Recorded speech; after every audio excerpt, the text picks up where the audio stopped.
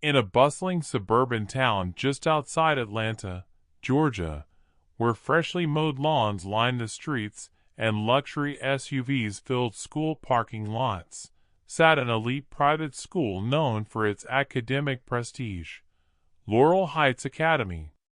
The students wore tailored uniforms, carried tablets instead of notebooks, and spoke with the kind of confidence that came from old money and lineage. It was a school that bred future CEOs, politicians, and Ivy League prodigies.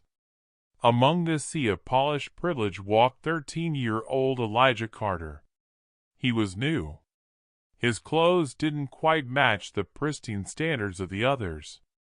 Though he wore the school uniform like everyone else, his shoes had faint scuffs, and his backpack was a generic brand, not a designer label like the other kids flaunted. But Elijah didn't care. He wasn't here to impress anyone. He was here because of his grades, because of his relentless passion for robotics and math competitions. A full scholarship had landed him at Laurel Heights. What he didn't expect was how differently he would be treated the moment he stepped into those marble-floored hallways. And at the center of that experience was Mr. Dalton, the 8th grade homeroom teacher. Mr. Dalton had taught at Laurel Heights for 22 years. To him, Elijah stood out like a stain on a white shirt. It wasn't about race, at least not in a way he would admit, but about appearances. He believed in order, in presentation. And to him, Elijah was disorder in motion. It began subtly, comments masked as advice. "You may want to polish your shoes next time," Dalton said one morning in front of the class. Another time, "Did you forget to iron your collar today, Elijah?" Each remark was followed by chuckles from the class. Elijah would swallow his pride, his cheeks burning, pretending not to care. But one Wednesday morning, the insults went too far. Elijah entered the classroom slightly late, having stayed behind to help a janitor pick up a fallen water cart. He hurried into the room, his tie slightly askew, his shirt partially untucked from rushing up the stairs. Mr. Dalton narrowed his eyes. "Elijah Carter," he snapped, "do you think this is a place where you can just roll in looking like you spent the night on a sidewalk?" The classroom fell silent. The students stared. Elijah froze mid-step. The insult hit harder than usual, public, cruel, and unmistakably targeted.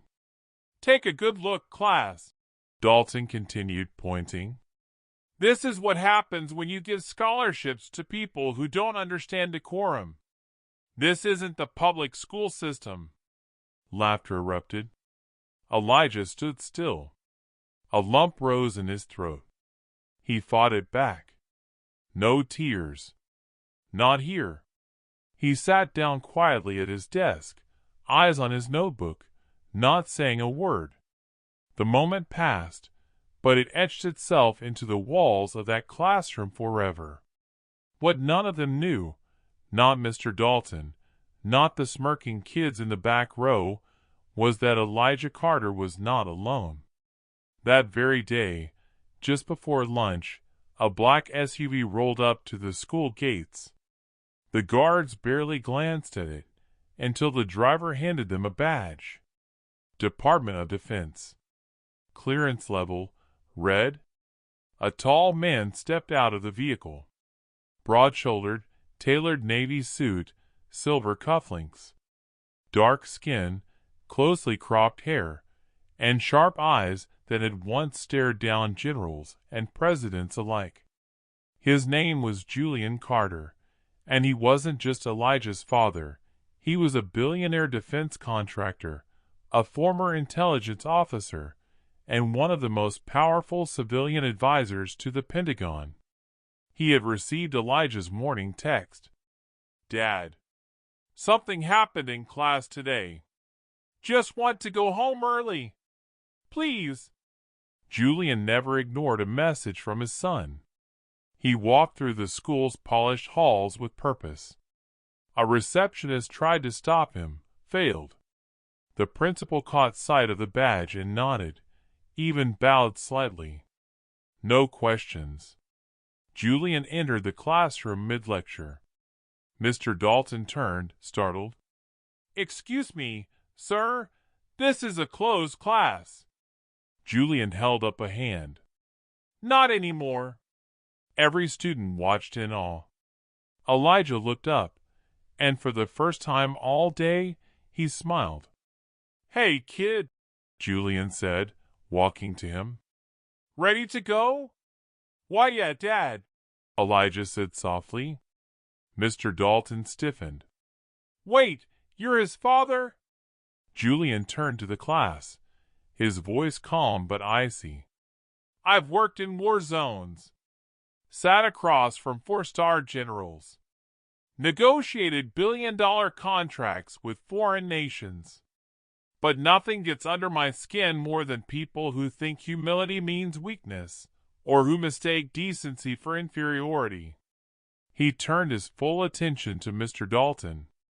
"Publicly humiliating a 13-year-old boy?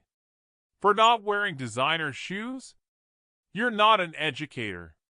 You're a gatekeeper for the insecure." The class was dead silent. "You said something about decorum?" Julian continued. "How about this for decorum? I fund 2 STEM labs in DC schools. I personally underwrite scholarships for 38 students in Harlem. But I chose this school for my son because I thought he'd be judged for his mind, not his shoes." Mr. Dalton opened his mouth. No words came out. Julian put a protective arm around Elijah. "Let's go, son. You've got nothing to prove here."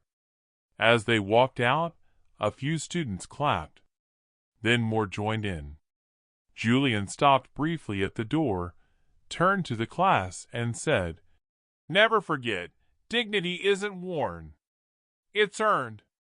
Back home, Elijah sat with his father on the porch. "Thanks, Dad," he murmured. "You okay?" Julian asked, handing him a soda. "Yeah. I just didn't think it'd get that bad." Julian nodded. "Some people will always judge what they see. It's your job to make sure what they don't see is even stronger." Elijah looked at him. "You're proud of me, right?" Julian smiled. "Every single day."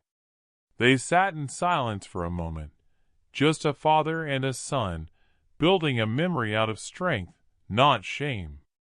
1 year later, Elijah had transferred to a new school, still private, but a different culture altogether. He joined the robotics team and ended up leading them to a national championship. He didn't just prove his worth, he redefined it. And as for Mr. Dalton? Well, word got around. Several parents complained, and a certain billionaire pulled funding from the school's business development program. Months later, Dalton was invited to resign. He never knew what hit him. Moral of the story: sometimes the world underestimates you because of how you look, where you're from, or what you wear.